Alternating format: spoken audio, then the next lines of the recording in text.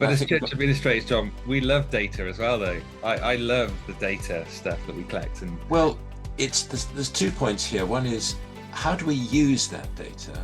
yeah, And secondly, is it right that we're collecting that data in the first place? yeah. Well, hello and welcome to the Church Office podcast. My name is Gavin Smith, and it's a joy today to welcome you to our podcast. We love talking about administration, operations, church leaders, leadership in the church. There's a whole bunch of topics that we love to chat about on our podcast, and we do hope you've enjoyed previous episodes, and you'll recognize a familiar face or voice if you're, depending on whether you're watching this or listening. I've got John Truscott on today. Welcome, John, to the podcast. Thank you. It's good to be back. It's good to have you back, and we love having John on there and learning from John's huge experience. And today we're talking about data, and we're talking about data for mission, and we're going to be chatting through all of that. And it's an interesting topic amongst administrators and church leaders. How do we collect data? Why do we collect data? What's important to collect data about? And we're going to touch on some of the quiet revival stuff and some reports, John, that's come up through the Church of England as well. So yeah, hoping to engage you in an interesting podcast today. Before we jump in, though, let me give a shout out to our sponsors, Church Suite. We are grateful to Gavin and the team at Church Suite who sponsor the podcast and provide finance for this to be a free service for everyone. They're partnering with us at the Church Office, and we are delighted to do that. If you've not come across Church Suite, then let me signpost you their way, churchsuite.com. This is a brilliant cloud-based database that will serve your church and will save you a huge amount of time as you seek to serve your church in administration and operations. There's rotas, there are planning centers, there are service plans, room bookings. You can manage DBSs through it. You can manage your church comms through it. There are loads of different modules. These guys are developing it all the time. It's local church based. They've got a real heart to serve the gospel. So we are thrilled to partner with them and grateful for everything that they're doing and their software. John, it's great to have you, mate. Really pleased to have you back on. And I've benefited hugely from some one-to-ones with John, and we chat about things all the time. Tell me about, you've written some stuff on this before, collecting data for mission, and we can signpost people to this. This is TN 129, isn't it, on your website? Yes, one of my sets of training notes looks at this subject. It's quite a controversial subject because there are people who are really unhappy about collecting data. Yeah. And it certainly can be overdone, and it can certainly be done in a very amateur way. Yeah. Because professional statisticians know what they're doing, and even some of their stuff, it's fairly ropey, to be honest. Yeah. But an amateur with some figures in their hands can end up with anything. Yeah. So that's a sort of health warning on this whole topic. But I as think we've church got, administrators, John, we love data as well, though. I love the data stuff that we collect. And well, there's 2 points here. One is, how do we use that data? yeah, And secondly, is it right that we're collecting that data in the first place? yeah, yeah, Now, some denominations, Church of England, for example, mean that you have to take the numbers at your services right the way through the week, and especially on Sunday. yeah. And then they produce macro statistics covering the whole country Okay. and can say what is happening. And in May this year, they produced the latest figures, a snapshot of them, which Yeah, they produced early. And the quiet revival is a macro thing as well. It's looking yeah, at what is happening over a big scale. yeah, But I'm in one sense more interested in how churches use the information that they get from such data themselves. yeah, And I know of many Church of England churches that just have to take all these figures for calculations of size, of congregational size, of those over 16, those under 16, yeah, communicants, and so on, and send it off to the diocese once a year yeah, without actually thinking, there's valuable stuff here. We could use something ourselves. yeah, yeah, What's going on? But numbers alone aren't terribly helpful. they give you some idea of various things, but there are other factors too, which are a little bit more difficult to calculate, Yeah. but which give you more interesting information. Yeah. And so that's done on an annual basis for the Church of England, John, is it? Yep. There's four basic sets of statistics the Church of England operates under. One is average weekly attendance. That's all your services during a week, midweek, Saturday and Sunday. Yeah. There's average Sunday attendance. That's, as it says, your average numbers on a Sunday. Yeah.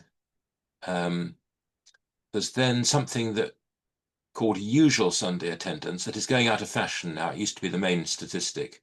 Okay. That relates to October. Don't worry about it. And then there is what's called the worshipping community, Okay. which takes, and that has similarities in what it's taking with the quiet revival stuff, because that's looking at people who come to your church on a quote unquote regular basis. Yeah. But regular can mean as little as once a month. Yeah. Yeah. And that includes people at home who are housebound, who may be watching your services online. So it's the community that worship at your church in some way. And that's the figure that the Quiet Revival is looking at. Yeah. But they're coming at it from a particular way of collecting information. Yeah. The Church of England do it by estimates from each church that are sent in to central in each diocese. Yeah. And John, how much analysis is happening in a diocese? Would that, would the bishops who have a certain region they're responsible for, would they be looking at those regularly and assessing how churches are doing? I'm not really able to say how much happens in each diocese, but it would vary considerably. Okay.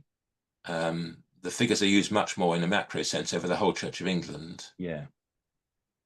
But if you look at it in terms of an individual church, then that's where often churches are missing a trick, because they're not actually using that information themselves. Yeah.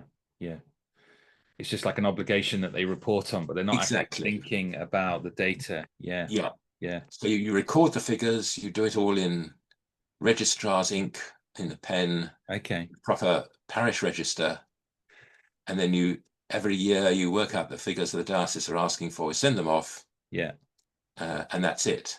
Yeah. I want to say, hang on, there's gold dust here. Yeah. There's stuff here that can impact mission.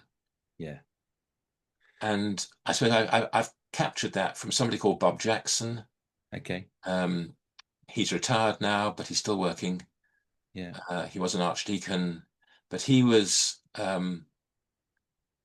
comes from a statistical background. And he was making this point some years ago now, very forcefully, that churches are calculating data, but then not using it for mission themselves. Yeah. And we need to learn how to see what's going on. So just to give you one example of that, there's what he would call backdoor, front door analysis. I don't know if you've come across that. No. Okay, your front door is people joining your church. Yeah. So they're coming in through the front door. But many churches at the same time have people leaving the church through the back door. Yeah. And we look at the statistics for people coming in, but actually the information that we want to collect is about the people going out. Yeah. Why are people leaving our church? Yeah. And if you can, as Bob Jackson would say, sort of stop the leaks, you can see church growth. Yeah. Yeah. Because many churches are simply not growing because the net migration in and out cancels out. Yeah.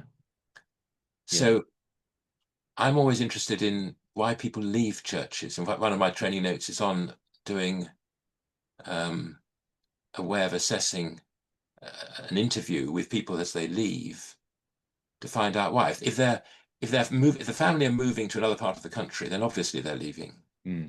But if they're moving to a church down the road, there's a sort of sense of embarrassment. Yeah. Yeah. Why are they doing that? Yeah. And we don't actually sit down with them and say, come on, let's be honest about this. Yeah. Tell us what we need to learn about why you're leaving our church. Yeah. And we're not particularly good at that, are we? At finding out those reasons why. And before on a podcast we chatted about review, didn't we? And doing an interview with someone Yeah. as they exit and leave for church, and sometimes these things are painful, aren't they? So you don't always get the opportunity. But you're right. I wonder what there is some learning for us as And there's a leaders. danger here of actually wanting to see my church growing, when actually what we want to do is have people in the church that's right for their discipleship. Yeah. Are we more interested in stats for our church, or Yeah. where people are in their discipleship of Jesus Christ? Yeah. And we've got to distinguish those two rather Yeah. carefully. Yeah. So just to give an example there, parents with teenage kids may well want to be in a church where there is a good teenage work going on. Yeah. So their children can grow up in a healthy Christian environment, rather than a church where they are the only teenagers and therefore don't want to come. Yeah. Yeah. Yeah. No, that's right, John. And I guess what's different from the Church of England to the church that I am. It's an independent church. Yeah. There has been a drive, isn't there, in the last 10 years of a kind of public benefit report that needs to be produced with the Charities Commission, and lots of churches at that point are then going, okay, what's the data that we can put in this?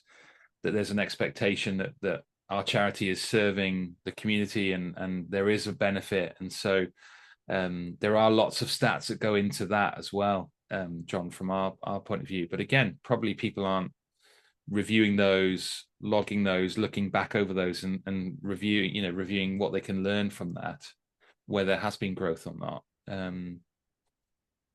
Growth is a funny thing. There's all sorts of factors that affect it. And we're seeing at the moment factors such as the COVID jump back. Yeah. COVID is still impacting figures on size of church. Many churches saw a big dip when they reopened. Yes. And that effect is still around. Yeah. The other thing is, in the country, net migration. Yes. Am I right that England and Wales are growing at about, population-wise, 1% a year? Yeah, something like that. So we ought to be knocking 1% off our growth figures anyway, because that ought to be happening. But if you had a new estate built in your area, if it's a Church of England church, it'll be your parish. Yeah. That's got to be taken into account too. Your population of your parish may have gone up, or in your case, Gavin, it may be the town of Newport or whatever it happens to be. Yeah. Or it's the city, sorry. City of Newport, yeah. Yeah, I'm sorry. I had a feeling when I said it that it had this amazing status. Yeah, exactly right. Yeah, it's and the other thing, the other that affects things which we don't measure so much is age. Yeah. You can't go around saying to people, "How old are you?" for our stats. It's thought to be rude. Yeah. You can do it in an anonymous survey if you happen to do that. What age band are you in? Church of England looks at the age band from, I think, 16 or so to 70. Okay. And from 70 plus. I think that's because for many churches, most of their people are in the 70 plus range. Yeah. Yeah. But age is incredibly important. And if you can just sit down with a group of leaders and estimate what the age profile is looking like. Yes. Even if you're doing some guesswork, that can be helpful, because we may find that some churches are growing a little bit, but they're growing in the age profile as well. Yeah. Yeah. And I'm not worried about a church that's got people in their 60s and 70s and 80s, as long as they're feeding into it with new people in their 50s and 60s joining all the time. Yeah. Yeah. Because as people drop off the end and die, new folk are coming in, and that's keeping the average age down, constant. Yeah. If you have a church, if you have a congregation where the average age was 50 a few years ago, then 60, then 70, then 80, then you know that congregation hasn't got a long life to go yet. Yeah. Yeah.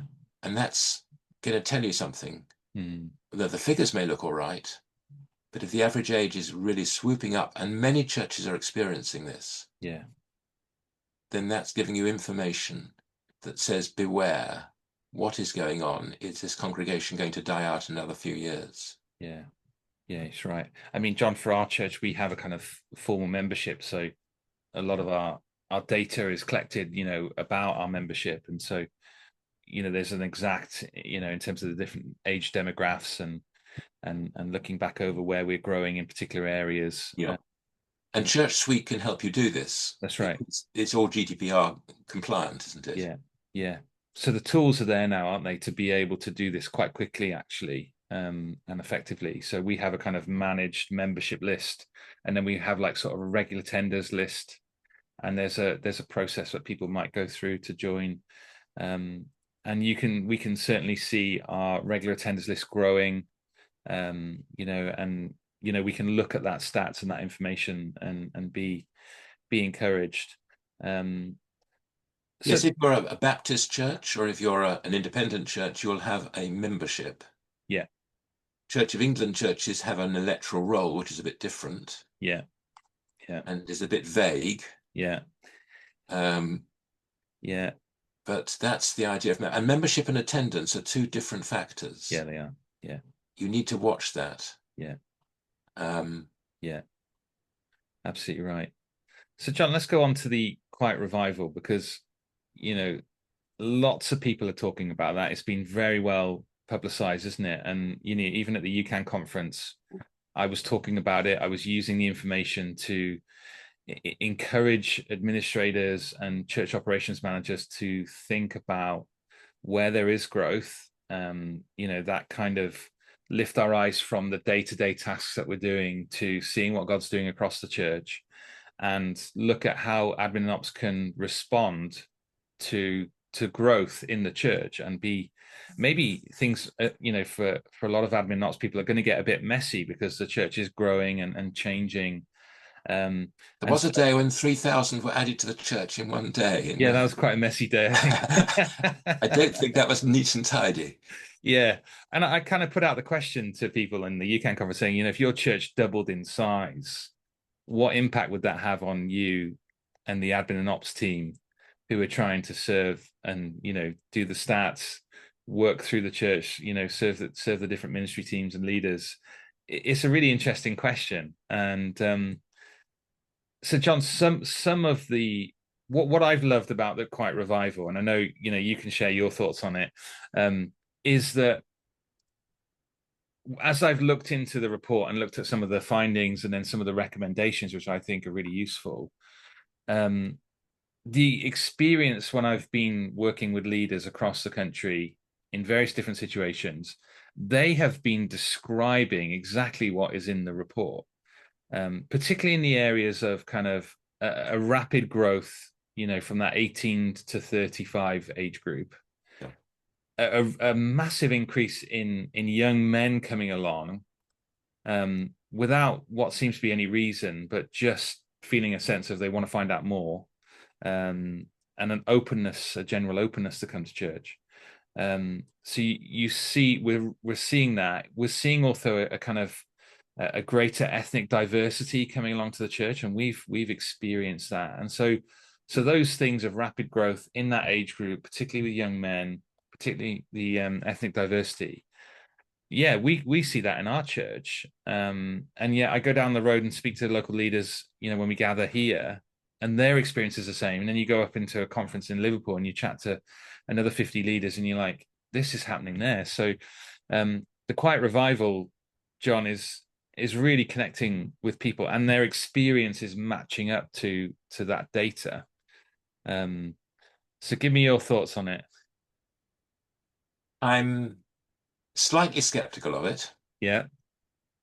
Well, anything with statistics. I've got a mathematical background, and that teaches me to be very, very cautious with anything that's statistical and anything that is self-reporting. Yeah. Now, I think there is a whole number of churches throughout the country where, as Gavin, where you're seeing this is happening. Yeah.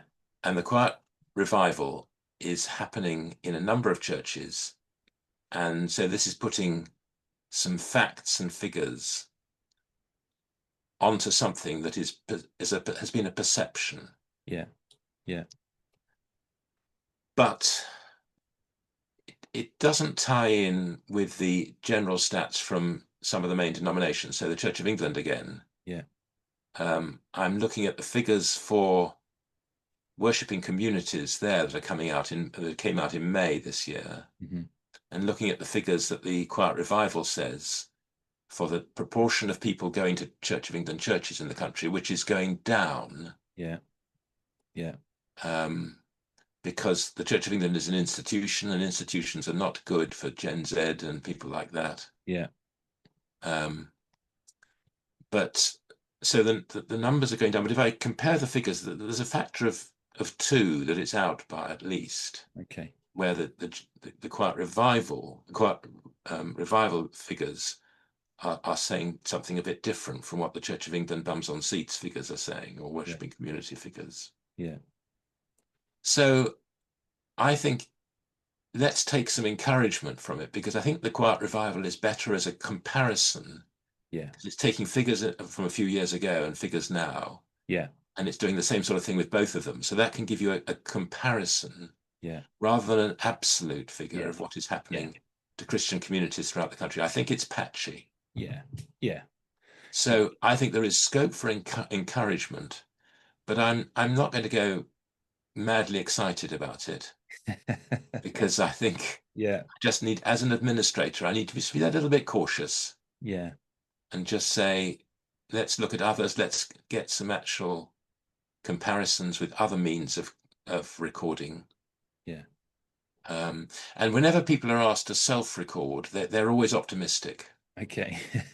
Well, it's this thing, there are lies, damn lies, and statistics is a well-known quote.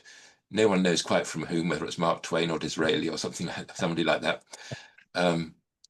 But if you can get, if you ask the right questions, you can get whatever answers you want.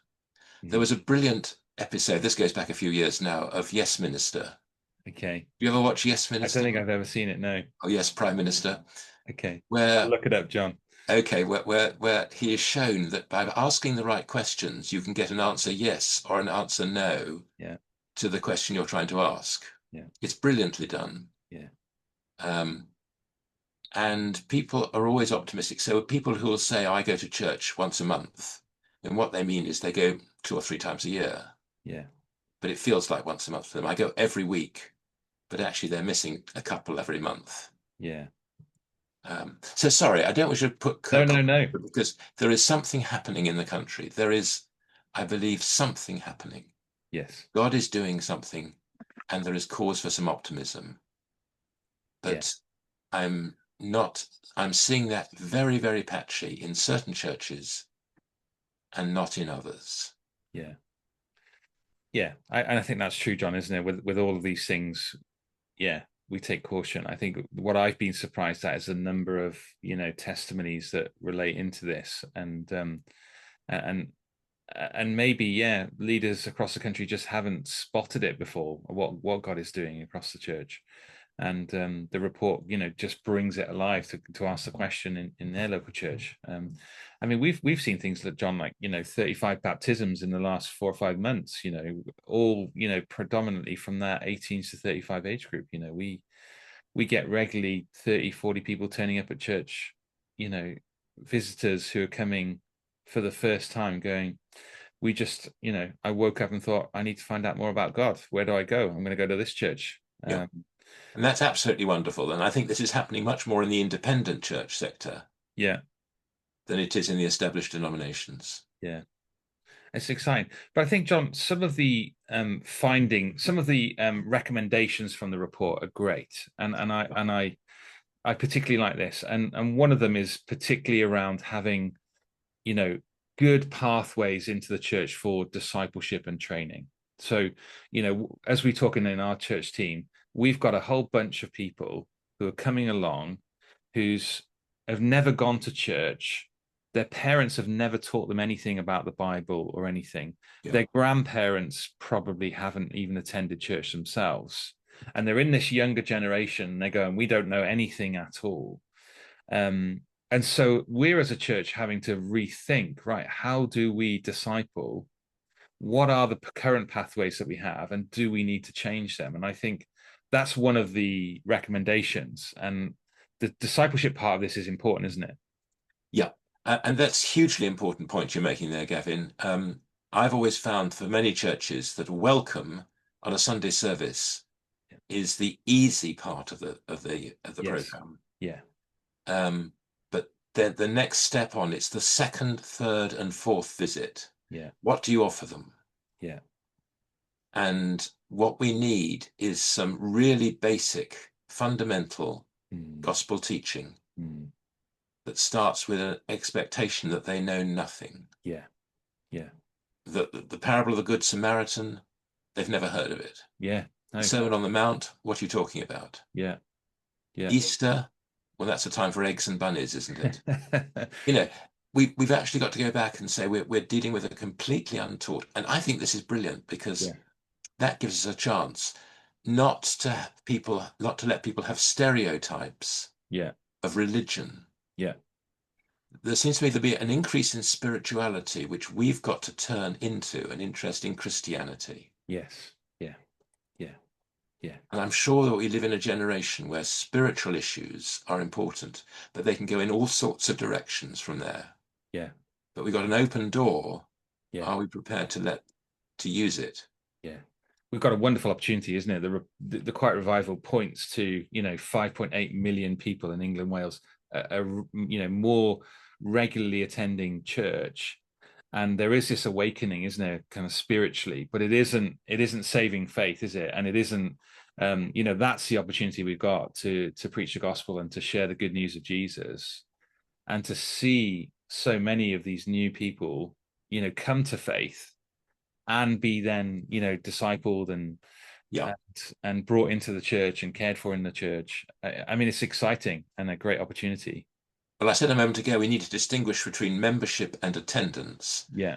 We also need to distinguish between attendance and Christian faith in some way. Yeah. And if we're not careful, we say, provided we've got them in church on a Sunday for a service and we've locked the door so they can't get out, Yeah. We have succeeded. Yeah. Sorry. Yeah. My sense of humor. Whereas what we should be interested in, again, is not just seeing them come to faith, but to seeing them discipled. Yeah. Yes. And this is what we've got to face. What are we actually trying to do? Are we trying to say to our denomination or to our clientele, look at our stats, we're growing, Yeah. because there's more people coming to church on a Sunday than there were? Yeah. Or are we saying we're seeing people growing into Christian faith and growing up into maturity? St. Paul, time and again in the epistles, talks about maturity, of growing up. Yes. Yeah. And in other places, it's milk, meat. Yeah. Yeah. And we've got to see, and I mean, to be honest, many people who are Christians, who are Christian believers, but have been sitting in those pews for years and years and years, Yeah. are very, very weak on discipleship issues, on their knowledge of the Bible. Yeah. And so on and so forth. Yeah. Yeah. It's great, John. And from the UCAN conference, opening up some of these recommendations, I had this lovely email from a lady who said to me, I was really just inspired what you were saying, inspired by this report. There are people in our church who are coming along in this situation where they have no discipleship, they've got no background in the Bible. And she took the initiative, John. It was lovely. She took the initiative as an administrator in a church and said, I'm going to put together a new believers pack. So it wasn't like a welcome pack. It was a new believers pack that somebody could go away and they'd thought through the material, the book, the links to different websites, and they'd started something. And the leaders hadn't even kind of come up with this idea themselves, but this administrator took the initiative to do it. And she was saying, like, she's given out like 5 to 10 packs, over a month, of people coming in. And this is a relatively small church, and I just love the initiative. It was great, yeah. isn't it? Yeah. I hope the leaders authorized it. Oh yeah, they did. They did work together at the end, but she was the one who generated the idea. Yeah. But a bottom-up approach. Yeah. Which ought to put the leaders to shame. Yeah. We need this. I was in a service in an Anglican church very recently, where there was an infant baptism from a family who come to the TOTS ministry of that church midweek. Yeah. that aren't members of the church as such. Yeah. And they had an extra sort of, they doubled the size of the congregation that day, more than by their friends and family coming. Yeah. And I thought, what an opportunity. Yeah. Yeah. But the church didn't take it. Yeah. Yeah. There was no discipleship pack. There was no Yeah. explanation of what the Christian faith is all about Yeah. to take away. Yeah. We ought to be able to point people to our websites. We ought to be able to point people to other Christian websites. Yeah. Well, And there's we really ought good to resources. Yeah. offer a basics course of some sort and say we're starting it in a week or two's time. Yeah. Come and find out. It doesn't matter if you know absolutely nothing. Come and find out what this chap Jesus Christ is all about. Yeah. And Yeah. why we're so excited about him. Yeah. And Absolutely. why we believe that Christian ministry is so important. Yeah. And then cut out all the language that's, I've just used the word ministry. I said that word. I thought, whoops. Yeah.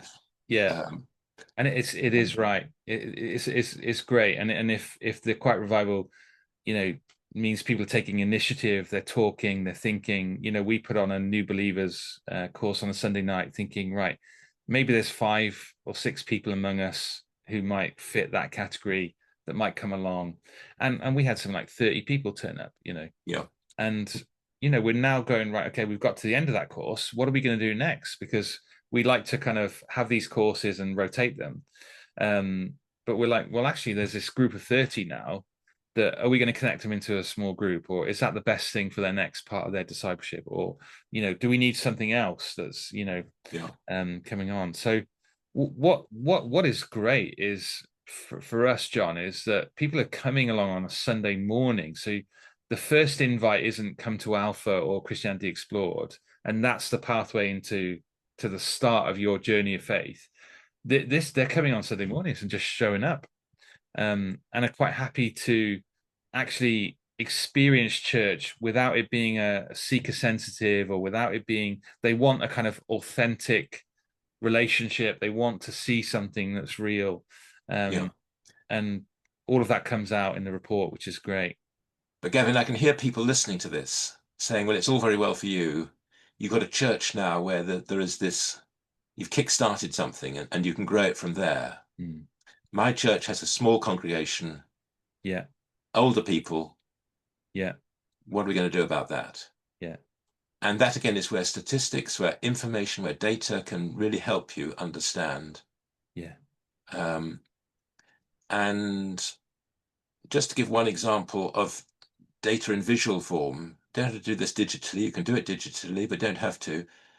Why not have a map of your area, a big Ordnance Survey type map of your area, and show where people in your congregation or in your membership are living?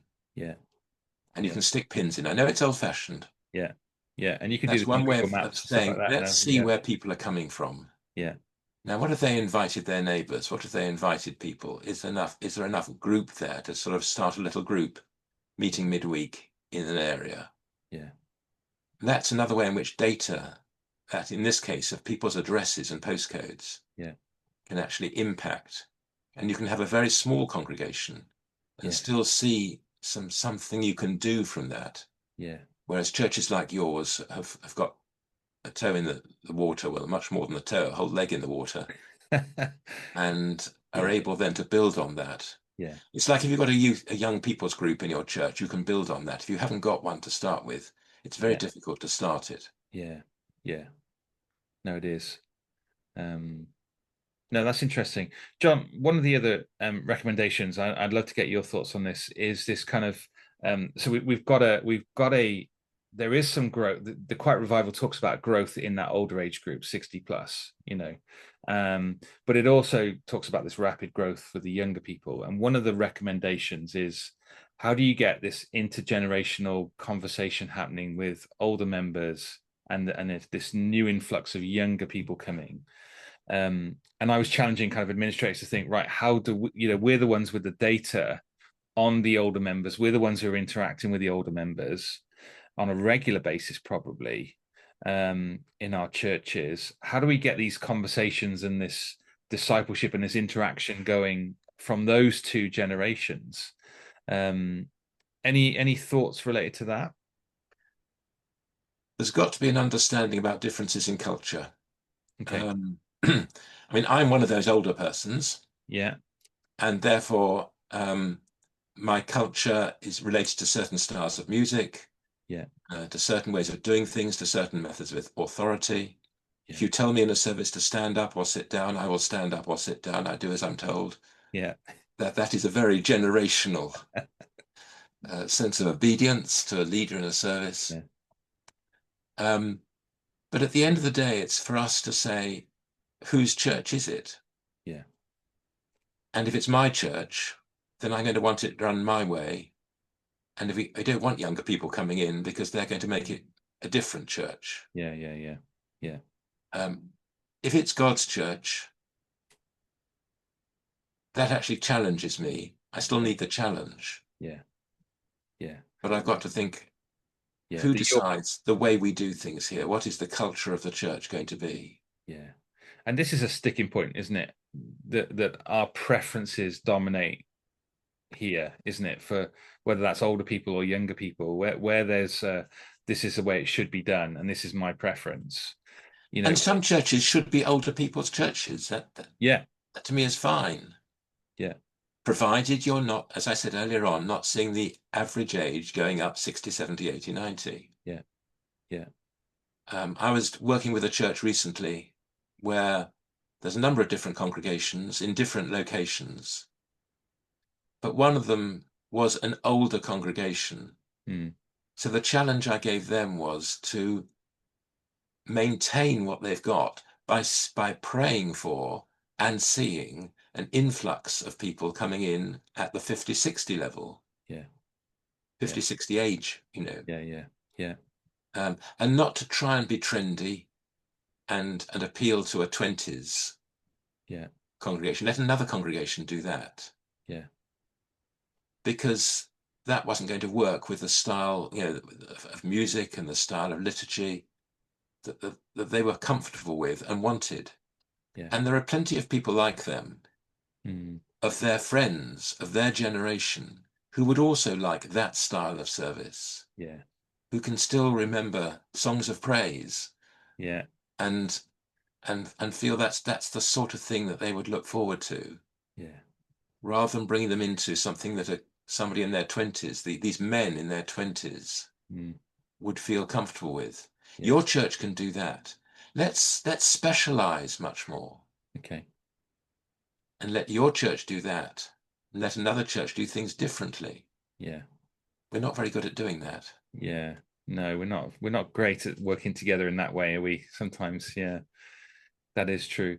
And there's some thoughts around this. People are again, some of the UCAN people have written in saying, often in my church, ministry is targeted at different different demographics, and so how do we get our younger men serving our older congregations, and where can we see that mixed together, and so that takes some intentional thought, doesn't it, relating to groups and relating to is small groups a place where you do it? Is our service teams and the way that we serve together, can those be mixed in with different demographics? Because discipleship happens alongside service, doesn't it? So how does that happen, and how can we integrate some of those things?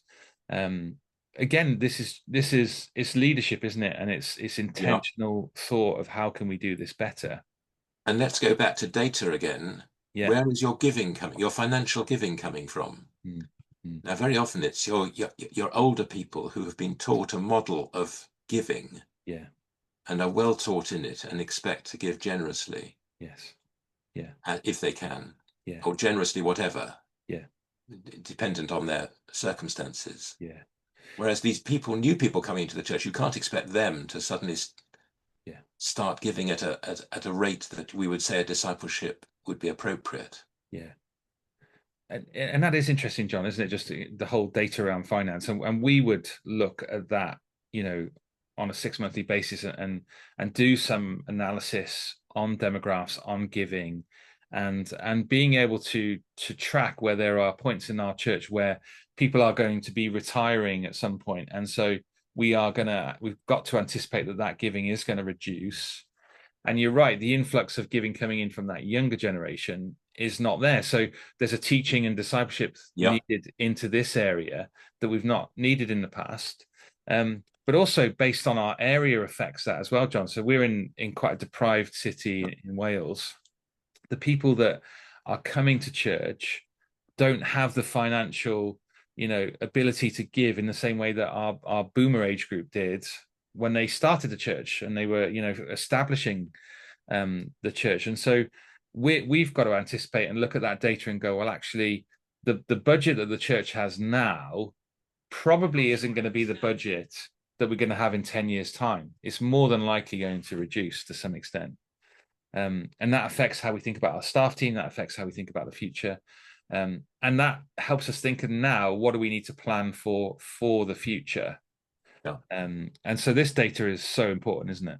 And when it comes to the financial data, can I make a plea that we actually see things on a weekly basis rather than an annual basis? Yeah. If you're a church accountant or a church treasurer, you see everything in annual terms, and that is right and proper. That it's your annual accounts that have to be presented.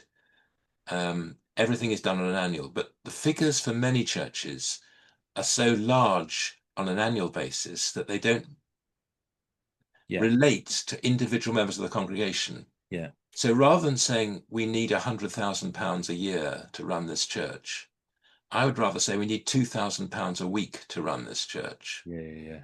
Because then we can say, if there's an offering in the service, that in that offering there must be £2,000 or this church collapses. Yeah. And there's nothing wrong with annual amounts, because that's where we have to work when it comes to accounts. Yeah. But as a communications tool, that's just one way of showing how you can shape data. Yeah. To be good at communicating it. Yeah. And to me, to put it into, and it's a slightly off point, but no, it's an important weekly format. Yeah. Is much more powerful than keeping it in annual format, which with sums of money that don't mean very much to most people. Yeah, I think we do it in a monthly breakdown, just because there are trends, and monthly is useful, and then we'll look at it over a quarterly period as well. So there are a couple of checkpoints in that. Monthly may be better for people who don't come every week, who think that just by putting a £1 coin in the offering is going to keep this church alive. Yeah, and it's interesting, like John. So in terms of our giving, something like almost 90% of our giving comes through standing order or through an online way. That's an absolutely typical figure. It's a typical figure, isn't it? And so we've even stopped doing the offering plate, if you like, and passing it around, because it's so challenging that there is such a small amount of money that's given, and people are passing it along without giving anything, but they are, because they're giving a monthly amount. And so it is an interesting change of dynamic, isn't it? In terms Gavin, don't tempt me on this one, because I shall be here for the next half hour. I mean, I don't think we need to pass a plate, quote unquote, around. I find that unhelpful. Why do we do it while we sing a hymn or something like that? The hymn is not good enough, and we need to pass a plate round. And it gives all the wrong messages. It's visual, but I do believe in an offering. Because we're offering not just money for the church, but ourselves and what we have to the Lord.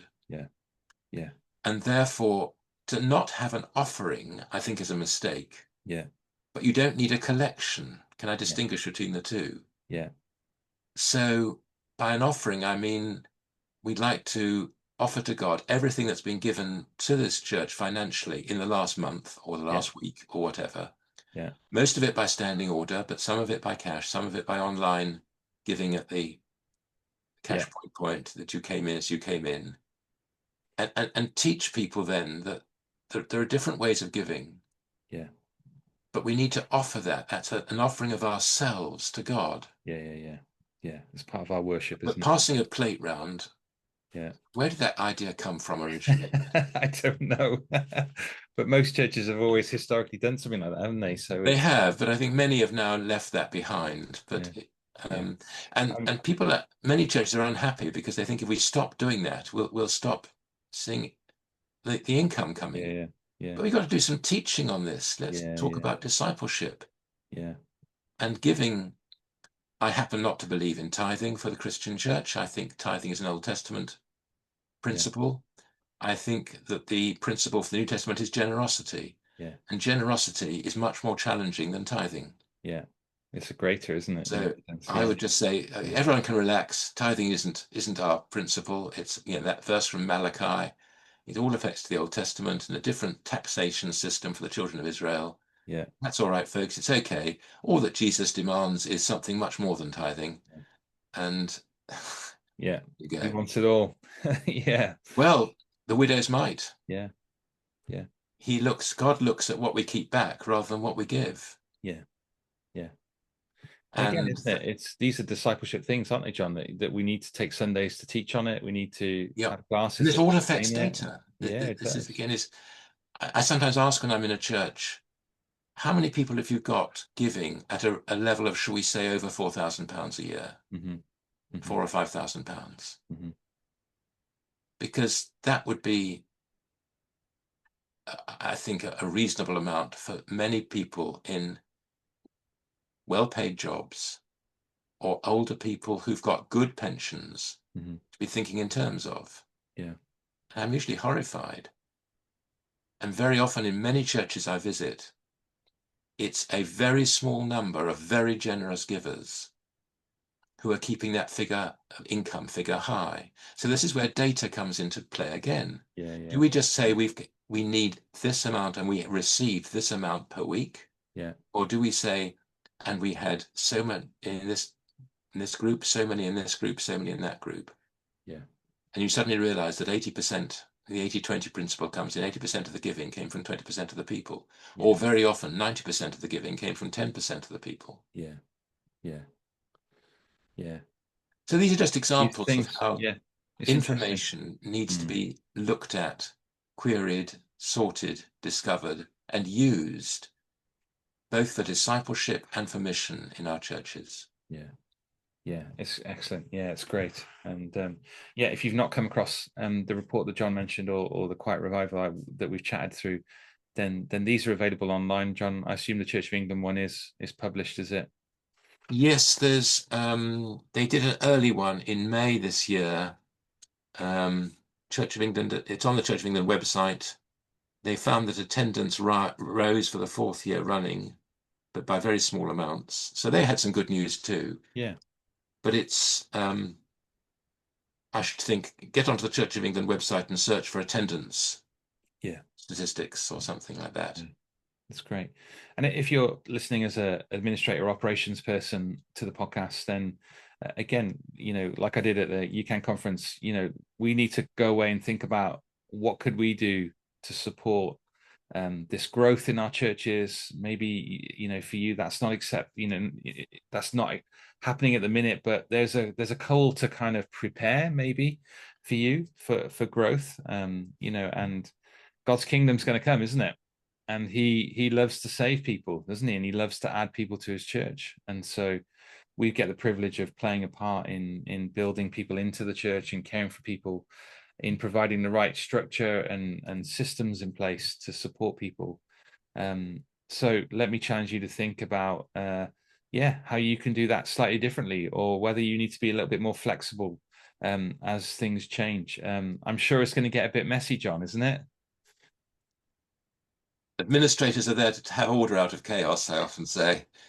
But sometimes we have to put up with a certain amount of messiness. Yeah. You can't put everything into neat boxes. Yeah, that's true. And we deal with so many people, aren't we? And we are a broken people living in a broken world, and everything. It's about the glorious gospel. We want to tell people about Jesus. We want people to come to faith, and we want to move, don't we? Our prayer is from this, John, isn't it? We want to move people who are just regularly attending or just showing up, that they move to a real faith with Jesus and come to know Jesus as their Lord and Savior. And that's our heart, isn't it?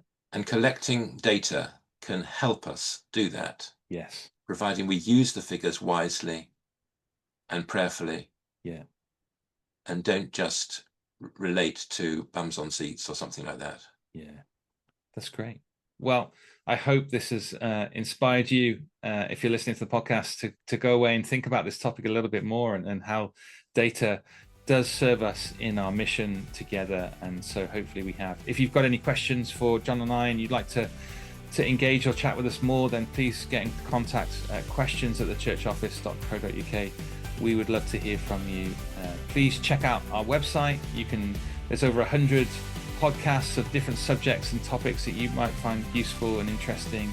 You can search by topic on our website and find out more. We hope you've enjoyed it today, and we'll look forward to seeing you again on the podcast. All right. Thank you, John. Okay, thanks. Bye. Take care, everyone. Bye.